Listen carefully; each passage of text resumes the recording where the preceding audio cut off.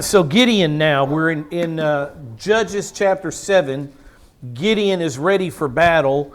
Remember, Yahweh has taken Gideon's 32,000 man Israeli army, and Yahweh has reduced it to 300 men. The first way he reduced it was he told Gideon, tell your men if there's anybody fearful, let them go home. And 22,000 men raised their hand on that day and said, I'm afraid to do this, and they left. Gideon was left with 10,000 men. And then God told Gideon, take him down to the Ein Harod, the spring of Herod, and watch how they lap water, watch how they take a drink. And so according to how they took a drink, Yahweh said, I will take the 300 that lapped up water with their hands. All the rest are released. So God took Gideon's army of 32,000 men down to 300 men. And remember how big the enemy force was. 135,000 Midianites and Amalekites and sons of the east. 135,000 that Gideon's 300 were about to fight. But as we'll see, it wasn't Gideon's 300 that fought. Look what it says. I have to ask the question because it seems outrageous that God would take the fighting force, instead of increasing it to equal numbers, He reduced it to outrageously low numbers. And how could it be? Here's the question. How is victory of 300 men over 135,000 men even remotely possible? Humanly, it's absolutely impossible for this to take place, that 300 men could slew 135,000. Impossible. Except for the fact that God fought this fight for Gideon and for Israel, as He often had. Look what it says in Psalm 44, verse 1 and 2. I just want to show you a few verses in this psalm. The psalmist often went back into Israel's history and talked about how magnificent God was based on what He had done for Israel in the past. This is a Jewish writer, and the Jewish writer of Psalm 44 has this to say about God, Yahweh, as He named Himself to Moses in Exodus chapter 3. The psalmist says, "O God, we have heard with our ears, our fathers have told us." We've heard the stories, we've heard the heritage. We all have heard stories of George Washington and the Declaration of Independence under Thomas Jefferson. We have American heritage stories that we have heard from our parents, from our teachers, etc. Well, the Jews did too. And the Jewish stories all surfaced or all surrounded the works of God for them. And look what it says in the Scriptures. Our fathers told us the work that you did in their days and in the days of old. So Israel had a rich heritage based on what God had done for him. And this is what it says in the psalm. Now remember, the question is 300 men versus 135,000. That's crazy. But look what the psalmist says. You, God, with your own hand drove out the nations. You planted them. So we're talking about the time when Israel went into the land of Canaan, and they had these 7 nations, the Perizzites, the Jebusites, the Hittites, the Hivites, etc. And it was God who drove out those nations, gave Joshua the victories over armies that were bigger and stronger than his. But God was at the source of, He was the source of this. You with your own hand drove out the nations. Then you planted Israel in the land of the nations you had driven out. You afflicted the peoples, the Gentiles, and you spread them abroad. The very next verse says this, for by their own sword, imagine Gideon's 300 men with their swords and their trumpets, their shofars, as we'll see in a minute. The psalmist looks back on the history and it says it wasn't Israel's own strength. By their own sword they did not possess the land, and their own arm did not save them. But you, God, your right hand and your right arm and the light of your presence, for you favored them. So the psalmist is looking back on the works of God and saying, if not for you fighting for Israel, Israel would have never stood a chance. They've never outnumbered an army that they fought. Even to this day, Israel never outnumbers the armies that they fight against. But God continues to give the victory. Psalm 44, the very next two verses, the psalmist says, "You are my king, O God. And because you're the king, the ruler, then please command victories for Jacob," another name for Israel. Command victories for Jacob. "Through you, not by our own strength, but through you, we will push back our adversaries, our enemies. Through your name, we will trample down those who rise up against us." The psalmist knows exactly how Israel has won battles when they were outnumbered 300 to 135,000. It's God. And the very next verse is, "For I will trust not in my bow." This is a military man. This is an army man, a trained man, an equipped man ready for war. But what does he say? "I will not trust in my bow, nor will my sword save me, but you have saved us from our adversaries, and you have put to shame those who hate us." Remember what the Bible says, Genesis 12:3, I'll bless those who bless you, Israel, and I'll curse those who curse you. And here we have the psalmist say, "You have put to shame those who hate Israel." In God we have boasted all day long. I haven't trusted in my bow. I haven't trusted in my sword. I've trusted in God to use my bow and my sword to give Israel victory. That's the point here. In God we have boasted all day long, and we will give thanks to His name forever. Remember just a few verses ago what Yahweh said to Gideon. Why would Yahweh bring the numbers of the army down to 300 men? Look what it says here. "I will not trust in my bow, my sword will not save me." And in Judges 7, we saw it a couple of weeks ago, the Lord said to Gideon, why is the Lord doing this? "The people who are with you are too many for me to give Midian into their hands. For Israel would become boastful." Is this a God who knows the heart of men? Of course it is. And God says, Israel would become boastful and say, "My own power has delivered me."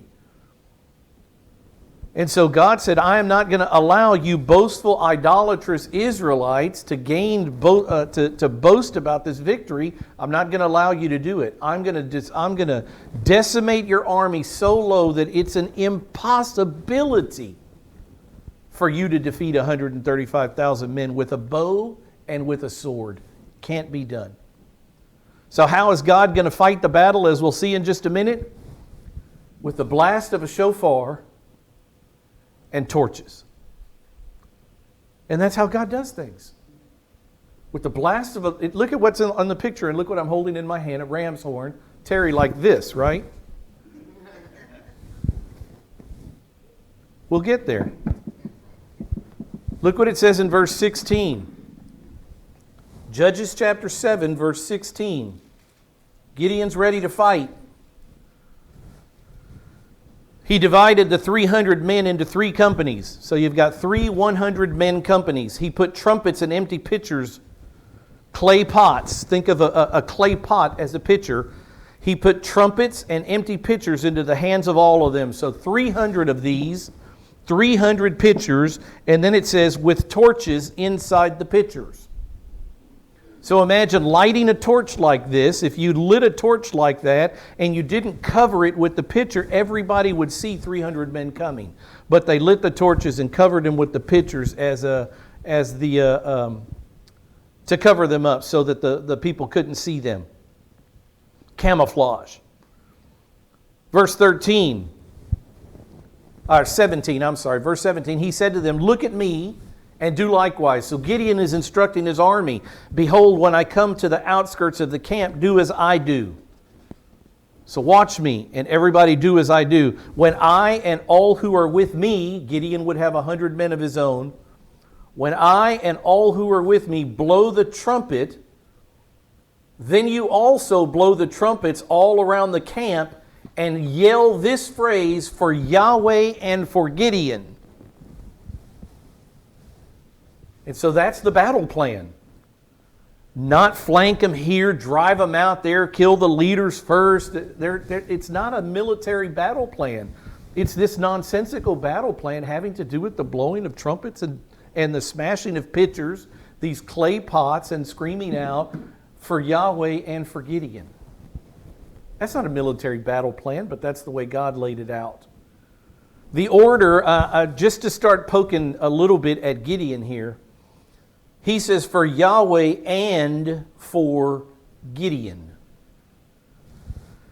So the order of the battle cry is accurate. Yahweh comes first. For Yahweh, the victory will come from Yahweh, and it's for Yahweh that Israel's going to be freed. But this part about for Gideon may also indicate here that Gideon is starting to get a little higher minded than he was earlier.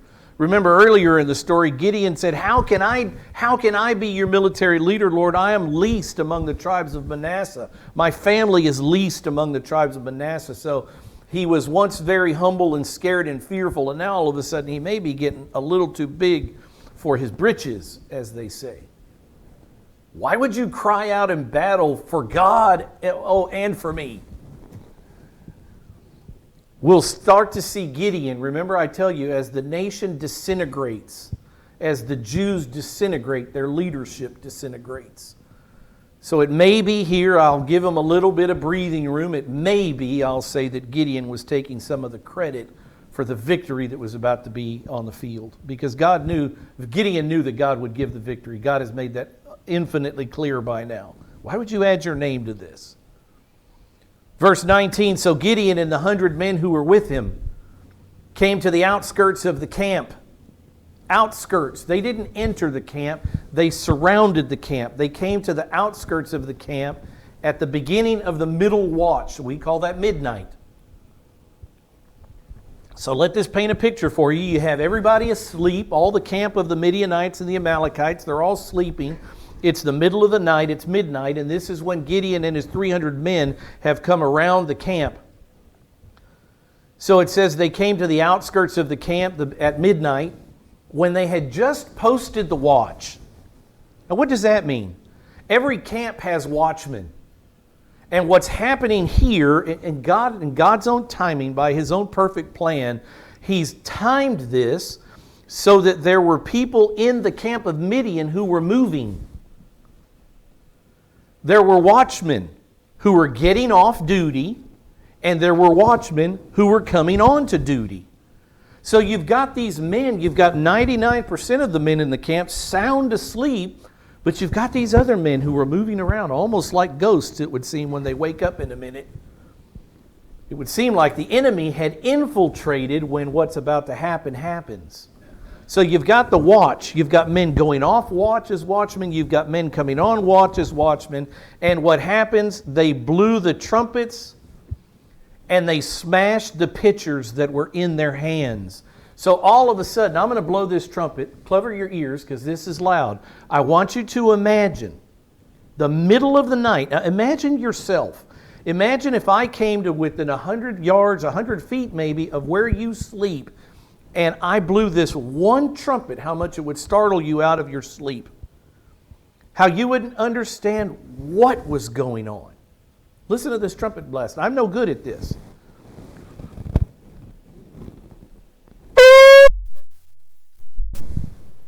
That's one. And I'm not good at it. Imagine 300 of those all around encircling the camp. You've got these clay pots that have been shattered. And all of a sudden you've got all this light from these 300 torches that are going on. You've got this movement inside the camp of these watchmen. And God says, this is how I do things. Watch what happens here. In verse 20 it says, when the three companies blew the trumpets and broke the pitchers, they held the torches in their left hands, the trumpets in their right hands for blowing, and they cried out, a sword for Yahweh and for Gideon. And in verse 21 we see the result of the army. The 135,000 men sound asleep who've heard this noise, seen the new light, see the people moving around them, the watchmen, they don't know what's going on, but they think they've been attacked and the attackers are inside the camp. When they blew the 300, each stood in his place around the camp. So the Jews stood firm. They held their lights, their torches, they blew their trumpets, they kept screaming out this for the Lord and for Gideon. And the army ran, crying out as they fled. Now you think, well, if they run, they're not dying. Well, keep reading. When they blew 300 trumpets, now look whose name is here. It says Yahweh the Lord, not Gideon, not the army of Israel slaughtered. That's not what you read here. What you read is, when the Jews blew the trumpets, the Lord set the sword of one against another, even throughout the whole army. And the army fled as far as Beit Shittah towards Zerah, as far as the edge of Abel Mecholah by Tabat. So what does God cause? God causes this disturbance, this, what's the word? They don't know what's going on. They're not just disturbed, they're confused. God causes this great confusion in the camp of the Midianites and the Amalekites. The Jews haven't even gone into, look what they're holding. They're not even holding implements of war. They've got in their left hand a torch and in their right hand a ram's horn. And God is having the armies, the enemies of Israel, kill themselves. Because they're so confused as they wake up in the night that God's going to kill 100,000 men in the matter of a few minutes. And Israel never raised a hand to win this battle. God did it all. He used the swords of the Amalekites and the Midianites to kill each other. Most of them died on this day, as we'll see as we keep reading. And again, Israel, Gideon, and his 300 men have not pierced one man through with their sword. But most of the army is dead. That's how God does things. That's why the psalmist looks back on the great things that his father told him about the things that Yahweh did. And it was not by our own sword that Israel possessed the land, not by our own bow, not by our own might. It was you, Yahweh. And you can see in Psalm 44 that one of the things that their fathers would have told them was about this night when Yahweh slew the Midianite army without the men of Israel raising a hand in battle array. Look at where their swords are in the picture. It's a great picture. Look at where their swords are, safely in their sheaths, on their hip, on their waist. They didn't have their hand on their swords. The Lord set the sword of one against the other. And He did it by circumstance. Again, the confusion, the sound, the being startled in the middle of the night, the seeing these people moving around within the camp. The only thing they could have thought is, we have been infiltrated and we are all going to die. So they panicked. They pulled their sword. Again, don't forget, it's midnight. And they started killing anything that moved, thinking that they were probably enemy. They slaughtered themselves. They slaughtered themselves. Happens several times in the Old Testament, by the way, that God uses this method several times in the book.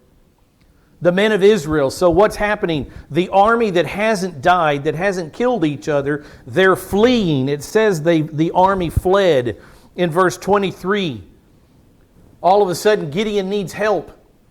Gideon's got 300 men that are holding torches and these shofars, and Gideon needs more Jews. He needs more of an Israeli army to chase after. This initial battle has been fought, and Gideon won with his 300 men because God did the impossible. But now they're fleeing, and Gideon needs more men. Remember the scared men that were on their way home? Remember the 9,700 men who drank the water wrong that were on their way home? All of a sudden, Gideon sends out a crowd, come back, we need you. We need to chase these men. So the men of Israel were summoned from Naphtali and Asher and all Manasseh, and they pursued Midian. Remember what we're talking about here in that red circle on the left map. This is where you see those tribes from Asher and Naphtali, Issachar, Zebulun, Manasseh. This is the area, the Jezreel Valley here, and the armies are fleeing back to where they come from. Here's the Jordan River. This is an important fact. Every year these armies, the Amalekites and the Midianites, they would come across the river. They would steal They would strip the land of Israel of everything, all its produce, its animals, everything, and then they would make their way back across the river to their own place, Midian. And the Amalekites also lived on the other side of the river. So they are making their way in haste, trying to get to the Jordan River, to cross that river to get on their home turf. Because I'm sure there's other people there that could help them. That's what's happening. The enemy armies are fleeing toward the Jordan River, trying to get out of Israel, the land of Canaan. And Gideon knows he needs more men to chase. He needs men from this area to stand up and stop them. And that's what goes on here. They're not just chasing from behind. He calls the men of Manasseh here in a minute to get to the water first. Fascinating story. The men of Ephraim he calls to get to the water first. Here's Ephraim, because they were trying to cross way down here, right around the Jabbok River, Yabok. So let's keep reading the story. The men of Israel were summoned. They pursued Midian. So not only did Gideon summon them, but they answered the call and they're chasing. But Gideon needs somebody in the front. Gideon needs somebody further downstream to help. And here's what you see in verse 24. Gideon sent messengers throughout all the hill country of Ephraim. And this is what he said. This is the first time you've read this name, Ephraim, in this account. They were not part of the battle. They were not part of the 32,000 original. They were not part of the 300. But all of a sudden, Gideon calls Ephraim to help. And this will be a problem in just a minute. So Gideon sent messengers throughout all the hill country of Ephraim, and he said, "Come down against Midian. Help me. And take the waters before them. Get to the Jordan River before they do. We can't let them cross the river." So take the waters before them as far as Beit Barah and the Jordan. So stop this fleeing army from fleeing across the river. So all the men of Ephraim were summoned, and they took the waters. They did it. They took the waters as far as Beit Barah and the Jordan. And look what it says in verse 25. God gives a victory to Ephraim, the tribe of Ephraim. They captured the 2 leaders of Midian. There are other leaders, but they got to capture 2 of them. And who were they? They name them here Orev. Orev means raven. Ze'ev means wolf. And they captured these 2, Orev and Ze'ev, and they killed.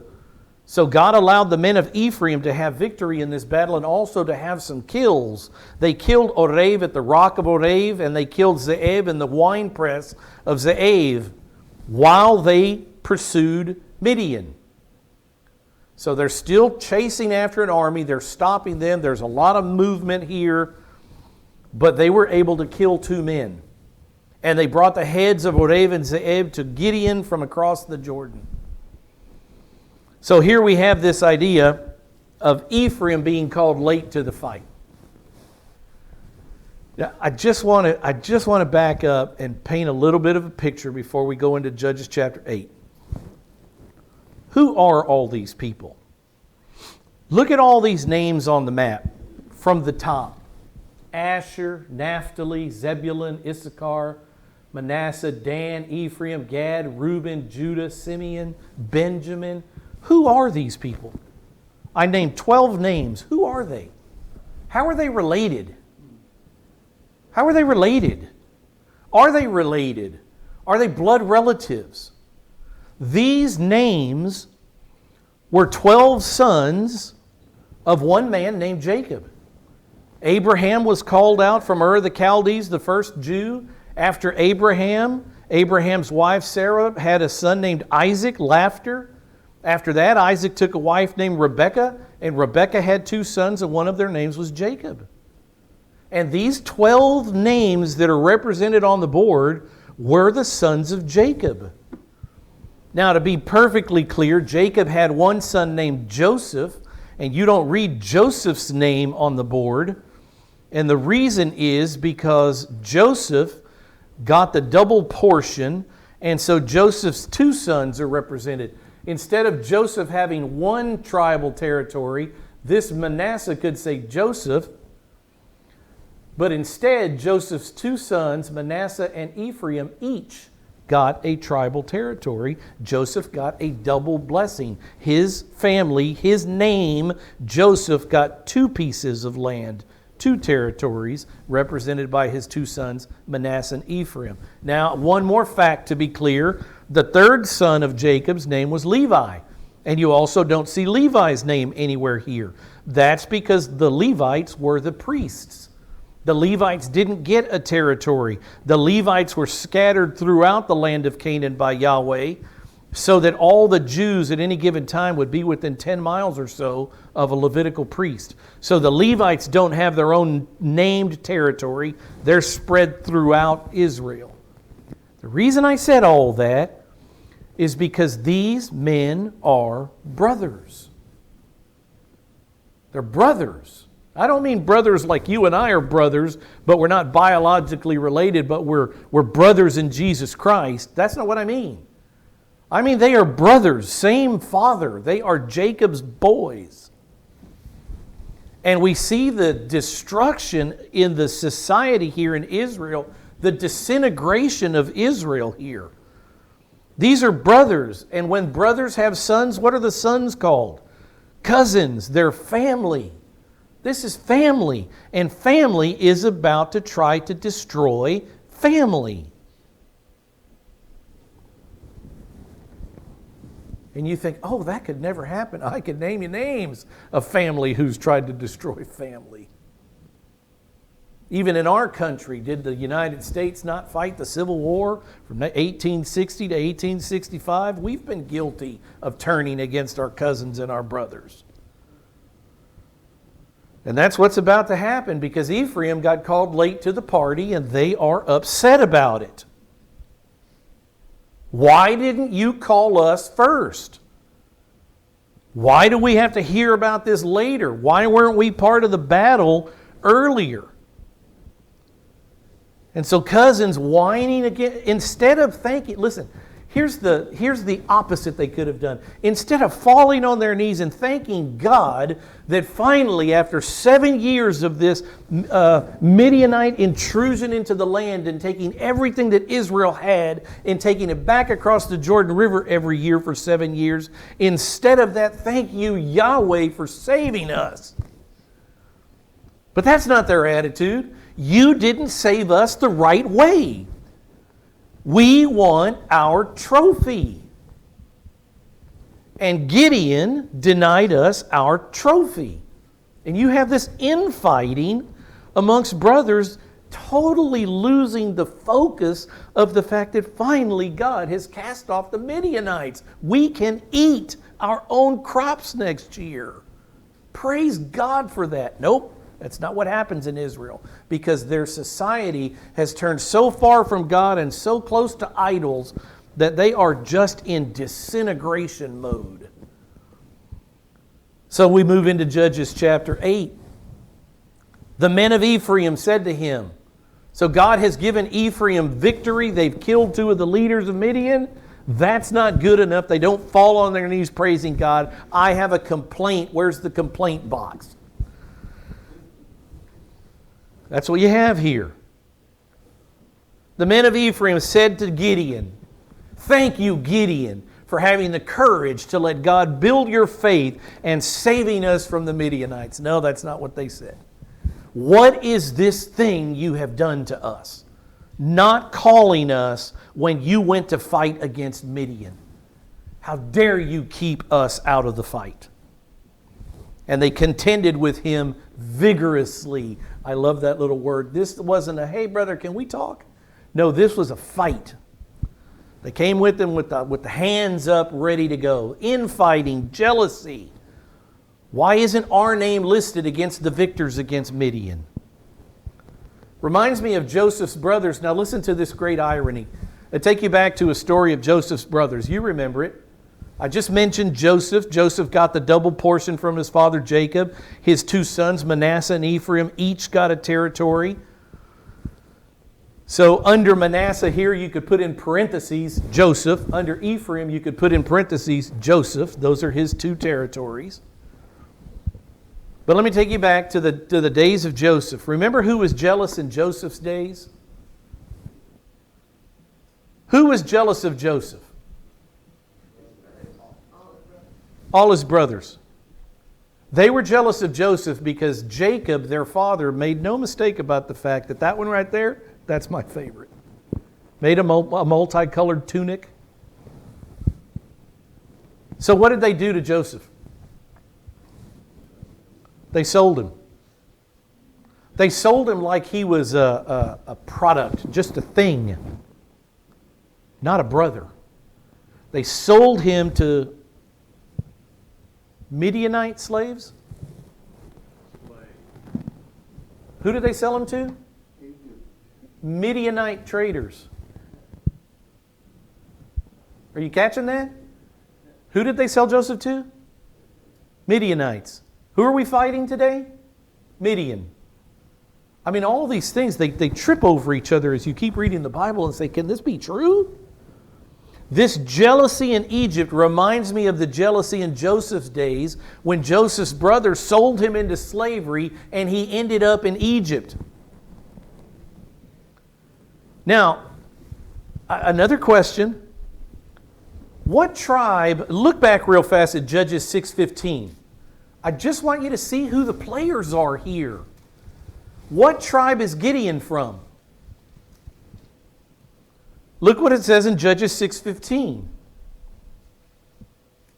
This is Gideon telling God, I can't do what you're asking me to do. Early on, he says, Oh my Lord, how can I save Israel? Indeed, my clan is the weakest in Manasseh, and I am the least in my father's house. What tribe is Gideon from? What tribe? Manasseh. Who's Manasseh's father? Joseph. All right, now get back with me into the story here in Judges chapter 8.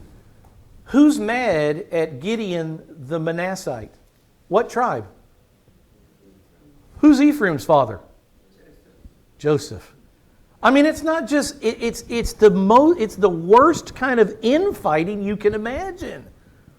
The two tribes in Israel, Manasseh represented by Gideon and Ephraim here, they are the ones at war with each other. My goodness, they come from the very same father, Joseph.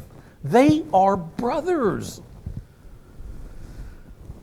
It's astounding if you keep reading the pages, the disintegration of the society. And the reason the society disintegrated is because they chose one day to do what was right in their own eyes. They cast off worshiping of the one true God, Yahweh, and they said, we're going to worship all the Baal cults and all the Asherim and all of that. And God said, that won't work.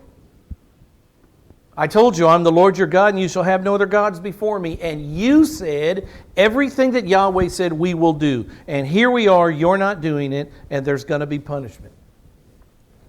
And so we have this serious infighting here when Ephraim raises up against his own brother Manasseh and says, what is this thing you have done to us? You trip across it again when you get into the story in 1 Samuel of David. King David, remember David as a young man, he goes to the front lines. The armies of Israel are in the valley of Elah, and they're fighting a force of Philistines. And the Philistines have this giant. What's his name? Goliath. You say, Rick, how's this connected? Just listen to it. Goliath comes down the hill every day and say, which among you will fight me? Send one man of Israel and we'll settle this right now. And he taunts the living God. And Jesse, David's father, because Jesse's brothers are on the front lines in Mount Elah fighting as soldiers for Israel, Jesse says, David, take some bread cakes to your brothers and find out how they are. So David you can imagine this young man full of energy, red-headed, good-looking little guy shows up at the front lines. He has these cakes for his brothers. He hears the Philistine Goliath say what he says, and David says, who is this uncircumcised Philistine who's taunting Yahweh, the living God? As if to look around at his brothers like, are you people cowards? Somebody go out there and fight this man. God is going to fight this battle. Somebody go out there and fight this man. So David said, I'll do it. And what was the response of his brothers? It was almost exactly these words. Why are you here? What is this thing you're doing? Pointing fingers at David like he's some sort of like he's got some back plan to destroy his brothers. Pointing fingers, always finding somebody to blame. And that's what they're doing here. It's exactly what David's brothers did. It's exactly what Joseph's brothers did. And here we see the exact same thing in the brother Ephraim to his brother Manasseh. What is this thing you have done, not calling us when you went to fight against Midian? And they contended with them vigorously. This isn't the first time the tribe of Ephraim will open their mouths. In Judges chapter 12, verse 1, we'll see it again. It says, then, after another victory under another judge, a few years down the road, then the men of Ephraim, you see how they're contending to be number one in Israel, these men of Ephraim, they always want to be counted. The men of Ephraim were summoned and they crossed to Zaphon and they said to Jephthah, Jephthah was the judge here, why did you cross over to fight against the sons of Ammon without calling us to go with you? Only this time they add something that they didn't add in Gideon's day. We will burn your house down on you. We're going to kill you, brother. We're going to burn your house while you're in it. These are brothers talking to each other. This is family. This is how far the nation had gone. Complete social disintegration. I'm telling you, you turn your back on God and it's all over. It's all over. As true in Israel's time as it is in America 2023, as we continue to turn our backs and shut God out of everything, look at the disintegration of our society. This country is in shambles. Everywhere you look, shambles. And why? Oh, it's because we elected. No, it doesn't have anything to do with who we elected. It's because America has turned their back on God. God will raise up the right leader at the right time for the right people. God is the one that raises up kings. Yes, we vote on him, but if we were a proper nation, properly worshiping God, we would have a proper leader who properly worships God. But we don't. So we don't have that leader. And Israel, as they continue to disintegrate, get worse and worse leaders. Because the society is completely unraveling.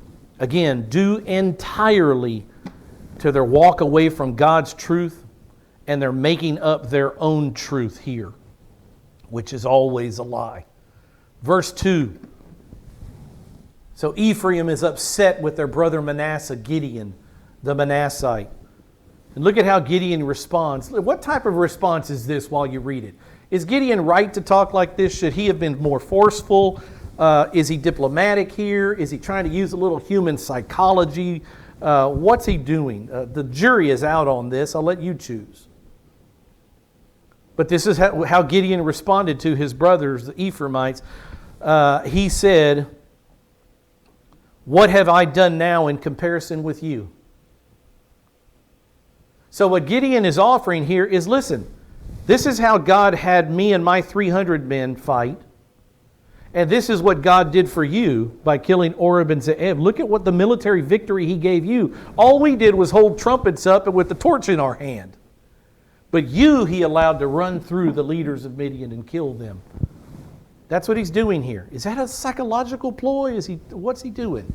What have I done now in comparison with you? Is not the gleaning of the grapes of Ephraim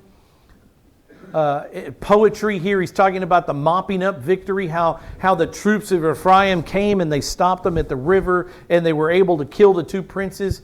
Isn't that the gleaning of the grapes of Ephraim, what you were able to glean from the war? Isn't that better than the vintage of Abiezar? Remember, that's Gideon's father. He's an Abiezrite, a Manassite. So I had the initial victory, but we didn't get to kill anybody. I can't claim that. God entirely did that when the armies turned against themselves. But you, He's given actual physical victory. You chased them, you ran them through with the sword, you win, Ephraim. He's elevated you, given you greater victory than He gave me. In verse 3 He says, God has given the leaders of Midian, Oreb and Zeeb into your hands.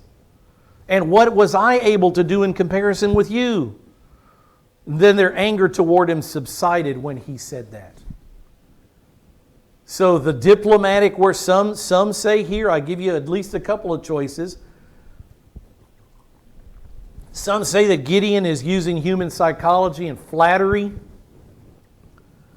to calm the Ephraimites. And maybe that's exactly what he did.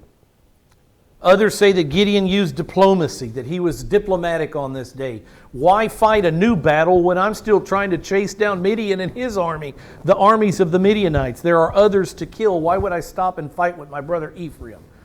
Maybe it was just diplomacy to keep the nation of Israel from fighting against itself. They're in the midst of another battle right now. Don't forget, when Ephraim wants to fight, a second fight, a civil fight from within. What kind of response from Gideon? I don't know. You get to pick. Verse 4, Then Gideon and the 300 who were with him came to the Jordan, and they crossed over. They were weary, yet pursuing. Look at the map again. We're going to run across two names, and this is where they are, Sukkot and Peniel, or Penuel, depends on your translation. They're on the east side of the Jordan River. They're outside of the land of Canaan. Gideon has just crossed over. He's got 300 men with him, and they're hungry. They have come from up here all the way down here, call it 75 miles or so, on foot. They're weary, but they're still doing the jobs of soldiers. They're still pursuing. They need some help. Now, I want you to look at this name right here. Gad. A brother. A tribesman. One of the sons of Jacob. One of the 12 tribes of Israel. What's about to happen is that a Jew named Gideon is going to ask Jews from Sukkot and Jews from Peniel, hey, can we get a bite to eat? And the Jews are going to say to the other Jews, no way. Complete societal disintegration in Israel. Complete. Gideon, hungry with his 300 men, they're on the east side of the Jordan, in the land of Gad. His army needs food, so he asks his fellow Jews in the Transjordan, they call it the Transjordan, across the Jordan River. He asks his fellow Jews to meet their needs, and this is what we see. The brothers fighting brothers is what this is. Gideon said to the men of Sukkot, please give loaves of bread to the people who are following me, for they are weary, and I am pursuing Zebah and Zalmunna, the kings of Midian. He tells them exactly what he is, who he is, where he's from, who he's chasing. These people obviously know the Midianites. They live in Midianite territory. The leaders of Sukkot. Now, don't forget, these are Jewish men. These are Jewish men of the tribe of Gad. Brothers, cousins. The leaders of Sukkot said, are the hands of Zebah and Zalmunna already in your hands, that we should give bread to your army? Well, what are they saying? You haven't won the battle yet. Why would we reward you? Why would we help you? You have not won yet. So there's a lot you could ask here. Why would they answer like that instead of helping their brother? You haven't freed us from anything. Why would we help you? Because you're your brother's keeper, and your brother is here hungry. That's why you should help. Gideon shouldn't have to ask a question. Somebody comes to your door and knocks on your door hungry and thirsty. I don't care who they are. Open the fridge. Savagery, infighting, horrible what's going on in Israel. Yet, as I prayed at the beginning, let us see God in this. Remember, all the while, Israel's doing these horrible things against God and being idolatrous and brother hating brother, not keeping brother. God never wavers from His promise. And what's His promise to Abraham, to the Jew? I will make you a great nation. Your seed will flourish like the sand of the seashore. Will be innumerable the number of Jews on earth. And I'll make you a blessing. Not only a blessing for Israel, but the whole world will be blessed through Israel, through one Jew that will eventually come to earth, named Jesus, Jesus of Nazareth. So God's keeping His promise to these infighting, whining, complaining, murmuring, grumbling Jews. What you see when you look at this from God's perspective is, Lord, how could you put up with that? And the Lord says, I'm a promise-keeping God. I don't change. I made a promise and I'll keep a promise. And you will be saved, and we are saved, Christian. Reading back into the pages of what happened thousands of years ago, we are saved because God is a promise-keeping God and did not turn on the infighting, complaining, murmuring, grumbling Jews when we would have. Forgiving, long-suffering, compassionate, patient, promise-keeping God. Because if we were God, at least if I were God, I may have run this a little bit different.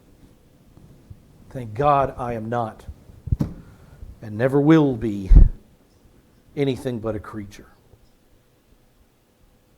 So the men of Sukkot say, you haven't done anything for us. Why would we feed you? You have a tiny army. You're on the wrong side of the river. You have no provisions. You have no a provision line. You have no protection. You got these 300 men and you're fighting 15,000 men. And you want us to help you? What if you don't win?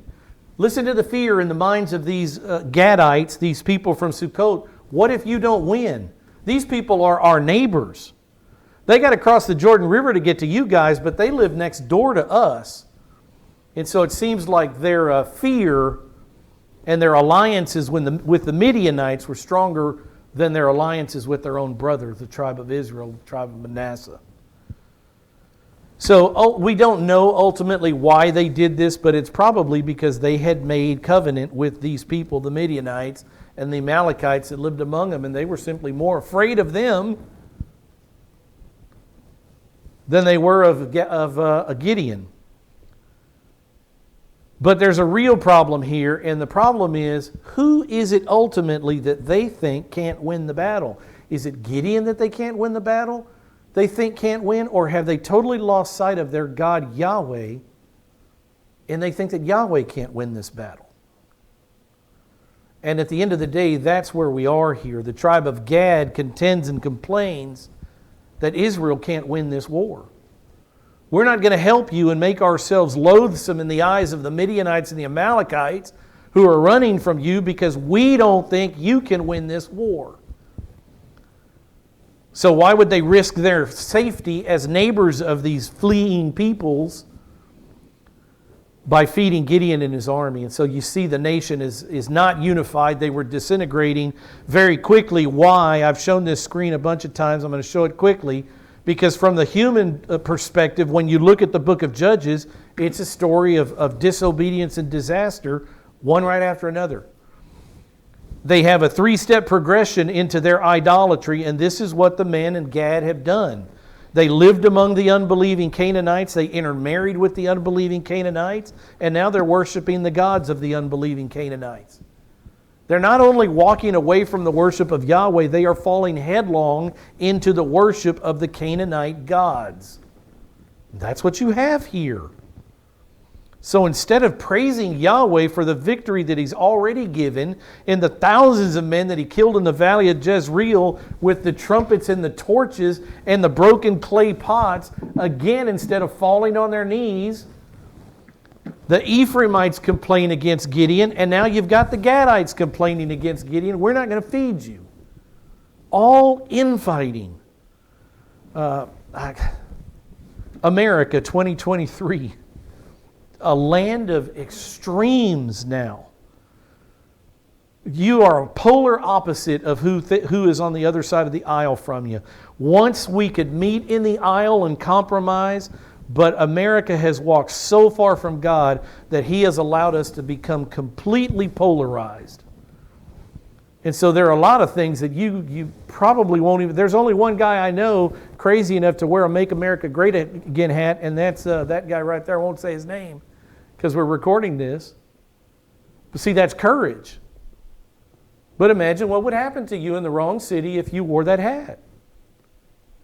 And I'm not a pro-Trump supporter. That's not what this is all about. I'm a conservative. That's what I am. I'm a Christian conservative. I want this nation to live by the principles that it was founded on in the Constitution.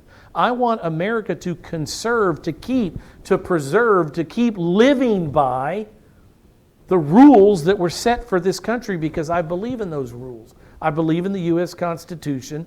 I believe in our Declaration. I believe in our independence from England. I believe in those things.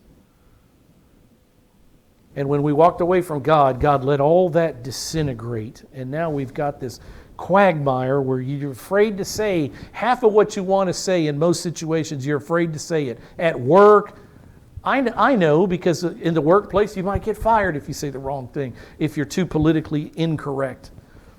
That's where we are. We are in the situation that the judges were in where there is infighting among brothers. Americans. Gideon said in verse 7, all right. All right. What kind of response is this? Is this a proper response on Gideon's part for his fellow Jews that wouldn't feed him and his army? He says, all right, when Yahweh has given Zebah and Zalmunna, because I will chase them down and I will kill them. God has already told me that. So when, not if, but when Yahweh wins this war that you don't think we can win, when Yahweh has given Zebah and Zalmunna into my hand, I will thrash your bodies with the thorns of the wilderness and with briars. It's a promise. He went up from there to Penuel, or Peniel. I don't know if you have an I or a U. Translations are different. If you want to know something about Peniel, when you look back at all the history that's taken place here, this is where Jacob, the father of these 12 men, this is where Jacob wrestled with God, the angel of the Lord, where the angel of the Lord touched Jacob's hip so that he limped from then on in his life.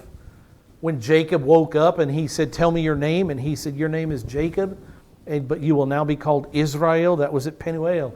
Penuel means the face of God. The Penah is the face, and El, E-L, is the Hebrew word from God. When Jacob woke up, he named this place the face of God because he had seen God and wrestled with God face to face. That's where we are, at the face of God, where the very presence of God met Jacob.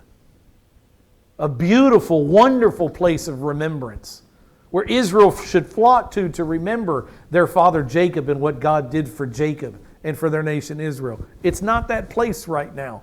Look what happens here. He went up from there to Penuel and he spoke similarly to them. My men are hungry, feed them. The men of Penuel answered him just as the men of Sukkot had answered. Not on your life. You're not getting one crumb from us, brother. Astounding. So what does Gideon say? He spoke also to the men of Penuel, and this is what he said. When I return safely, I will tear down this tower. Many of these towns, the tower doesn't sound right to us, but many of these towns had walls around them, and many of them would build a high fortress, a tower, where they could go for safety. And he says, I'm going to tear your safety from you. You think you're making yourself safe by keeping yourself from feeding me and getting on the bad side of the army that I'm about to destroy. I'm going to take your safety from you. I'll tear down this tower. Read verse 10. Let's go just a couple more. When Zebah and Zalmunna were in Karkor, their armies were with them, about 15,000 men. Remember, this started a 135,000 men army. 120,000 men were killed. How were they killed? A little trumpet and some torches. They killed each other. I'm sure others were killed on the way as they were fleeing, but the bulk of this army, the bulk of this 120,000 men who died, were killed when they turned their swords on each other because of the confusion that Yahweh caused that night, that midnight in the valley of Jezreel. Gideon went up by the way of those who lived in tents on the east of Nobah and Jogbehah. It's telling how Gideon is getting to them. He attacked the camp when the camp was unsuspecting. When Zeb and Zalmunna fled, he pursued him and he captured the 2 kings of Midian. He captured the 2 kings of Midian. His Jewish brothers in Penuel and Sukkot said it can't be done. And here it says he captured the 2 kings of Midian, and God says, told you. I've been telling you this for months now. So he captured the kings and he routed the whole army. And verse 13, now that he's done what he came to do, he heads back west, to cross the Jordan River in that direction. But he's got to stop at 2 cities first. Where's he going? Sukkot and Penuel. Because he just made a promise to those men. When God gives me the victory that I know he's going to give me because he's already promised it, I'm coming back here and I'm going to destroy you. And we'll have to look at that next time and see, is that a proper response? Compassion, forgiving, long-suffering, patient. Is that a proper response from Gideon to call these men? Is that what God would have had him do? Do we read in the Bible that God told Gideon, kill these men for what they did? Or did Gideon take matters into his own hands? Again, one I'll let you decide. But let's close in prayer. Father,